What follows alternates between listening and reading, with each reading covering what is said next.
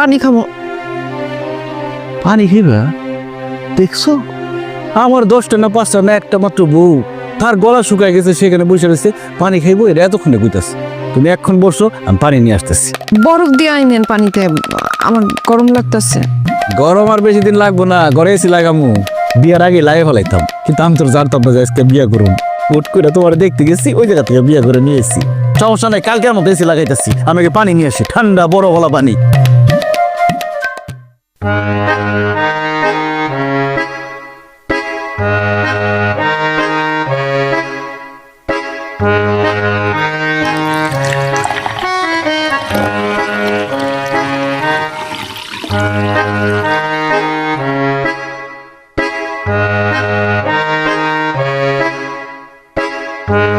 এই নাও ঠান্ডা বড় গলা পানি।